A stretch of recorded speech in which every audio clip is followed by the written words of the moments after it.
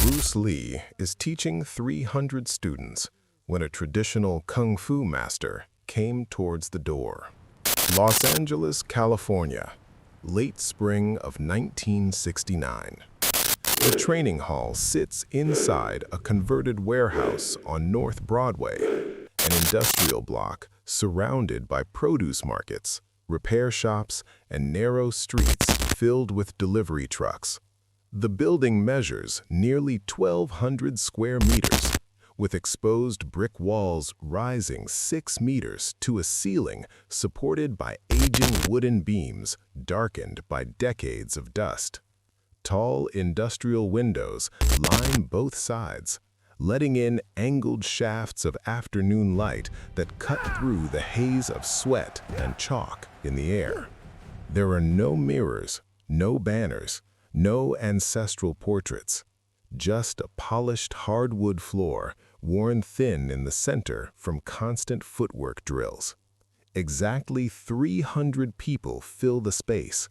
Bruce Lee counted them himself as they entered. He always does. He tracks attendance, training hours, recovery time, body weight, reaction speed. Data matters to him. The students range in age from 18 to 46, men and women, beginners and professionals, boxers, karate black belts, wrestlers, and traditional kung fu practitioners. Some sit cross-legged on the floor. Others occupy metal folding chairs borrowed from a nearby church, while late arrivals stand packed tightly against the steel entrance door. The air temperature inside the hall measures 31 degrees Celsius despite 2 industrial fans running at full speed. Bruce Lee stands at the front barefoot, wearing only black training pants.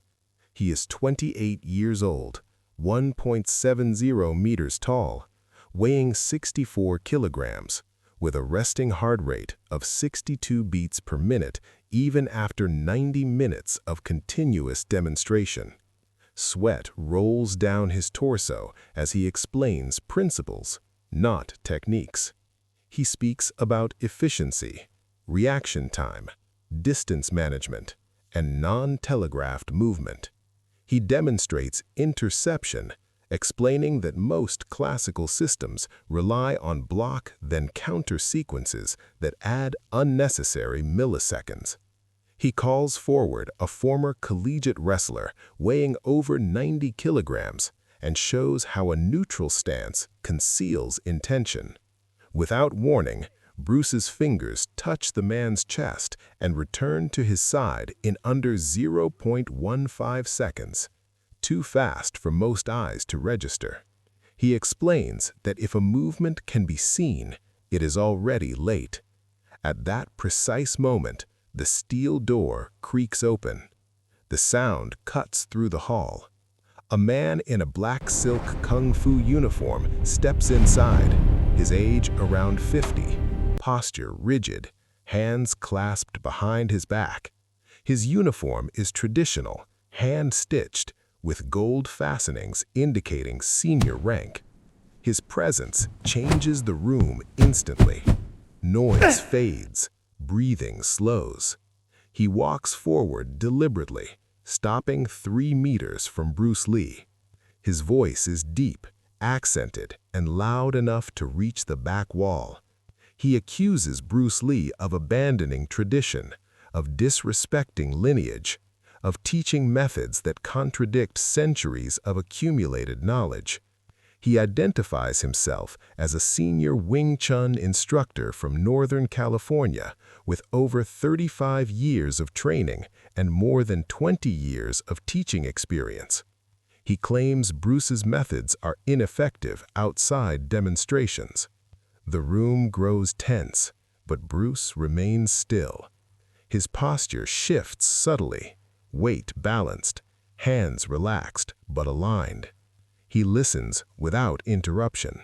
When the man finishes, he responds calmly, acknowledging the challenge and offering a public demonstration measured in seconds, not rhetoric.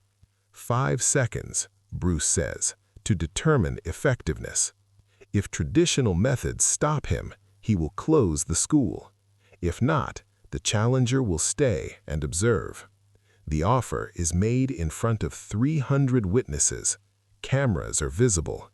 The room holds its breath as the master accepts. The second the stopwatch begins, the demonstration becomes clinical.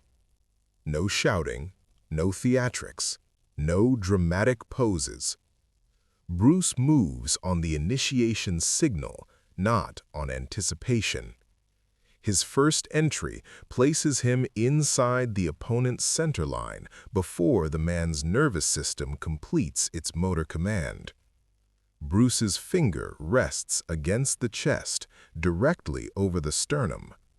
Pressure applied is minimal, less than 500 grams of force, but the positioning indicates a clear line to vital targets. Time elapsed, 1.2 seconds. The challenger does not react, because reaction requires perception, and perception never occurs. Bruce explains quietly that speed alone is meaningless without timing, and timing requires awareness unburdened by preset responses. The second exchange begins immediately. This time, the master attacks first, using a structurally sound Wing Chun entry backed by years of conditioning. Bruce steps offline by less than 15 centimeters, rotating his hips and shoulders to remove himself from the line of force. His hand touches the shoulder, then the side of the neck, then the floating ribs. Each contact lasts less than 1/10 of a second. No strike is thrown, yet 6 clear openings are demonstrated. Bruce is not overpowering his opponent, he is bypassing structure entirely. The master attempts to reroute his stance, but Bruce continues circling, never stopping, never retreating in straight lines. Contact points are anatomical and precise: carotid region, renal area, knee joint. These are not random touches, but calculated placements based on human biomechanics. Total elapsed time, 4.8 seconds. The challenger calls stop. His breathing is elevated, not from exertion, but from shock. His training conditioned him to expect certain angles, certain rhythms. Bruce operates outside those expectations. When the stopwatch is read aloud, the numerical reality sinks in. Under 5 seconds. No strikes exchanged, no blocks, no resistance. The master bows deeply. The bow is not ceremonial, it is functional recognition. He agrees to stay and observe. Bruce resumes teaching immediately, using the encounter as data, not drama. He explains that no technique failed, context failed. The classical methods were developed for environments, clothing, weapons, and opponents of another era.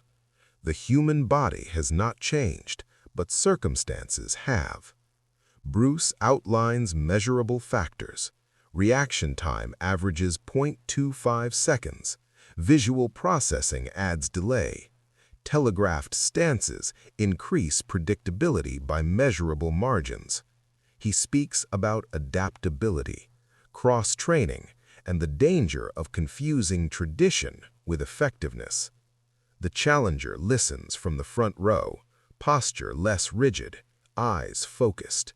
The room absorbs the lesson in silence. By the final segment of the session, the atmosphere has shifted from confrontation to analysis. Bruce Lee breaks down what occurred using simple language and hard numbers. He explains that combat is not about dominance, but efficiency. Not about accumulation of techniques, but reduction. He references boxing footwork, fencing timing, wrestling balance, and Western biomechanics studies that measure force transfer and reaction latency. He states that Jeet Kune Do is not a style, but a process of constant refinement, a system designed to discard what does not work under pressure.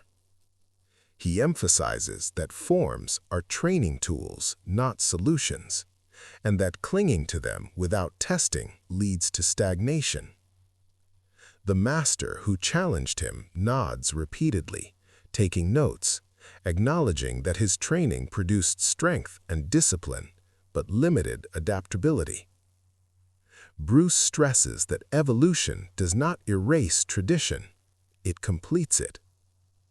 The session ends exactly on schedule after 3 hours. Attendance is recorded. Observations are logged.